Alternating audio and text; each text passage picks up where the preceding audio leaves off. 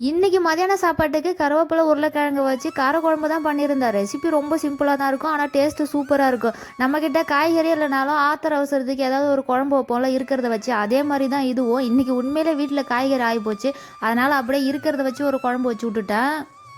இப்படி சொல்கிற அளவுக்குலாம் நம்ம சமையல் இருக்காது. நான் வச்ச குழம்பு ஒரு 4-5 பேர் தாராளமாக ஊற்றி சாப்பிட்லாம். அதுக்கான அளவை மட்டும் உங்கள் கூட ஷேர் பண்ணிக்கிறேன்.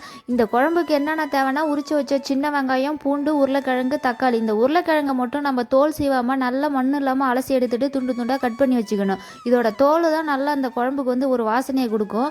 எப்பயும் போல தான் புளிக்குழம்பு எப்படி வைப்போம் அதே மாதிரி தான் எண்ணெய் ஊற்றி காஞ்சதும் கொஞ்சம் வாசனைக்காக வெந்தயம்லாம் போட்டு ஒரு தாளிப்பு கொடுத்துட்டு, நான் போடுறதுக்குள்ளேயே அது கருகிடு மட்டுக்கு, அதனால் டக்குன்னு வெங்காயத்தை கொட்டிட்டேன். நல்லா வெங்காயத்தை போட்டு ஒரு நல்லா வதக்கிட்டு பூண்டையும் அதை கூடயே சேர்த்து வதக்கிக்கணும். அதுக்கப்புறம் தக்காளி எப்பயும் போல் நல்லா மைய வதக்கி எடுத்துட்டு அதை கூடவே உருளைக்கிழங்கு போட்டு நல்லா அந்த எண்ணெயில் அந்த உருளைக்கிழங்கோட தோல் சுருங்குற அளவுக்கு நல்லா வதக்கணும்.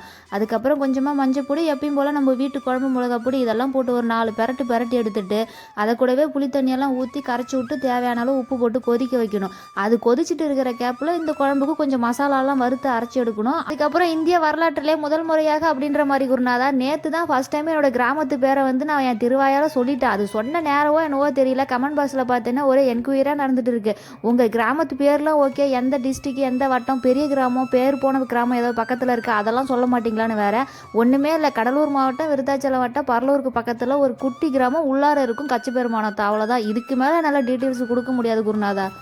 சரி, இந்த குழம்புக்கு வறுத்தரைக்கிறதுக்கான மசாலா என்னென்னு பார்த்தீங்கன்னா, 1 ஸ்பூன் மிளகு, சீரகம், கடலைப்பருப்பு, மல்லி, அதுக்கப்புறம் வந்து 5 பல்லு பூண்டு, நல்ல பெரிய பல்லு 10-15 பல்லு சைஸுக்கு நல்லா இந்த உரிச்சு வச்ச சின்ன வெங்காயம், ஒரே ஒரு வரமிளகா. அதை கூடவே நல்லா நம்ம வீட்டில் இந்த கருவேப்பிலை வந்து நம்ம தோட்டத்தில் இருக்குதா, நல்லா கொழுந்து கருவேப்பிலை இருந்துச்சு. அதை நல்லா ஒரு கைப்பிடி போட்டு எல்லாமே சுருங்க வதக்கி எடுத்து ஆற விட்டு அரைச்சி எடுத்தோம்னா நல்லா ஒரு கிருமியாக ஒரு பேஸ்ட்டு கிடைக்கும். நல்லா அது பச்சை கலர் தான் இருக்கும். இந்த குழம்பு இந்த மாதிரி நல்லா கொஞ்சம் கெட்டியாக கொதிச்சதுக்கப்புறம் அந்த பேஸ்ட்டை கொஞ்சம் கொஞ்சமாக ஊற்றி நல்லா குழம்பு அடிப்பிடிக்காமல் கிளறிட்டே இருக்கணும். அது கொதித்து வரும்போதே இந்த சின்ன வெங்காயம் இந்த கருவேப்பிலை இதோட வாசனைலாம் அவ்வளோ சூப்பராக இருக்கும்.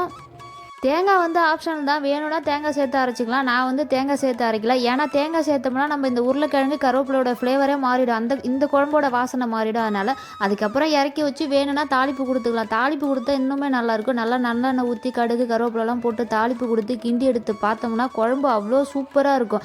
காரம் வந்து இப்போ வெயில் காலமாக இருக்குல்ல, அதனால் வந்து நம்ம காரத்துக்கு ஏற்ற மாதிரி போட்டுக்கணும்.